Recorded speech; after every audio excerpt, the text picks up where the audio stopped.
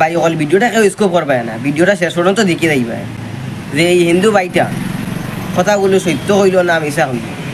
আপনারা কমেন্ট করিয়ে যাইবেন, ভিডিও ক্লিপটা লাগাই রাখছি, আপনাদের দেখলে বুঝতে পারবেন।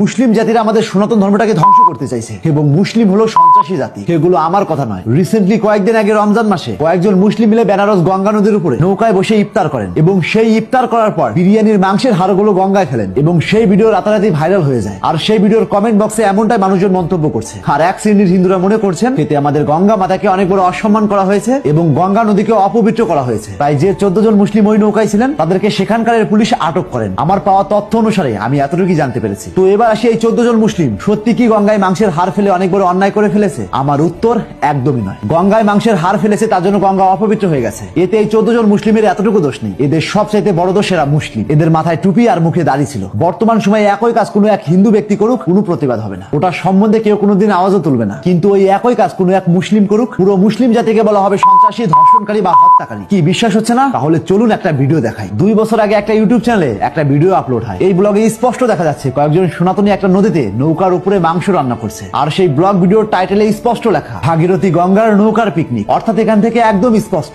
এরা মাংসের পিকনিক গঙ্গা নদীর উপরেই করছে। আর আশা করছি এই মাংসের হাড় বাড়িতে নিয়ে যায়নি, বরং গঙ্গা নদীতেই ফেলা হয়েছে। অথচ এই ভিডিও নিয়ে কেউ কোনো প্রতিবাদ করেনি এবং এদেরকে কোনো পুলিশও আটক করেনি। আর তার একটাই কারণ, এদের প্রত্যেকের হাতে লাল সুতো বা দড়ি বাঁধা, অর্থাৎ এরা সনাতনী। আমি একাধিক ফিশিং ভিডিও দেখেছি, যারা গঙ্গায় নৌকাতে মাছ শিকার করতে যায় তারা নৌকাতে রান্না বান্না করেন এবং সেই রান্নার জল, মাছের কাটা, মাংসের হাড় তারা বাড়িতে নিয়ে যান না, বরং ওই গঙ্গাতেই ফেলেন। সেখানেও কোনো প্রতিবাদ করা হয়নি বা কোনো পুলিশও ধরে নিয়ে যায়নি। তার একটাই কারণ তারা সনাতন। তারাপীঠ কালী মন্দিরে মাছ দিয়ে দেবীর সামনে ভোগ দেওয়া হচ্ছে, তাতে বিন্দু পরিমাণে সনাতন ধর্ম অসম্মান হয় না, আর সেটা নিয়ে কোনো সনাতনী প্রতিবাদও করেনি। আর তার একটাই কারণ সে সনাতনী। এক মন্দিরে দেবীর নামে জীবন্ত পাঠা বলি দেওয়া হচ্ছে, এতে কি সনাতন ধর্মের এতটুকু আঘাত লাগেনি? করেছিলেন কোনো সনাতনী প্রতিবাদ? করেননি, কারণ এগুলো যারাই করছে তারা সনাতনী। অনেকেই বলছেন তোমাদের ইফতার করার জন্য ঘর আছে, বাড়ি আছে, তোমরা কেন গঙ্গার উপরে ইফতার করবে? তো তাদের উদ্দেশ্যে বলতে চাই, ভারতীয় সংবিধান অনুযায়ী কোথায় লেখা আছে গঙ্গা শুধুমাত্র হিন্দুদের জন্য? এখানে কোনো মুসলিম বা অন্য ধর্মের মানুষ প্রবেশ করতে পারবে না। গঙ্গা কি কারো একার সম্পত্তি? The Times of India news পেপারে 15ই মার্চ পাবলিক করা হয় দেরাদুনে এক 14 বছরের কিশোরীকে কোল্ড ড্রিঙ্কের সঙ্গে নিশাজাতীয় দ্রব্য মিশিয়ে